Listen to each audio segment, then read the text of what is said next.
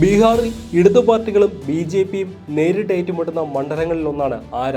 June 1 Lok Sabha തെരഞ്ഞെടുപ്പിനൊപ്പം അഗ്യാവ് നിയമസഭാ മണ്ഡലത്തിൽ ഉപതെരഞ്ഞെടുപ്പുമുണ്ട്. മഹാസഖ്യത്തിനായി CPI-ML നിയമസഭാംഗവും കർഷക നേതാവുമായ സുദാമ പ്രസാദ് ലോക്സഭയിലേക്കും യുവനേതാവ് ശിവപ്രസാദ് രഞ്ജൻ നിയമസഭയിലേക്കും മത്സരിക്കുന്നു.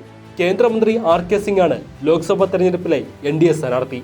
തുടർച്ചയായി 2 വട്ടം ജയിച്ച സിംഗ് തൊഴിലവസരങ്ങൾ കൊണ്ടുവരുന്നതിലും വികസന പദ്ധതികൾ നടപ്പാക്കുന്നതിലും പരാജയപ്പെട്ടു. BJP-ക്കെതിരെ ശക്തമായ ജനവികാരവുമുണ്ട്.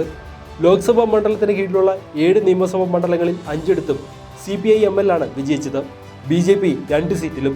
പ്രതിപക്ഷ വോട്ടുകളുടെ ഏകീകരണവും സിംഗിനോടുള്ള എതിർപ്പും ഇടതുപക്ഷ വിജയം എളുപ്പമാക്കുമെന്നാണ് കണക്കുകൂട്ടൽ. 10 വൻ റാലിയോടെയാകും നാമനിർദ്ദേശ പത്രിക സമർപ്പിക്കുക. തേജസ്വി യാദവ് അടക്കമുള്ള നേതാക്കൾ പങ്കെടുക്കും.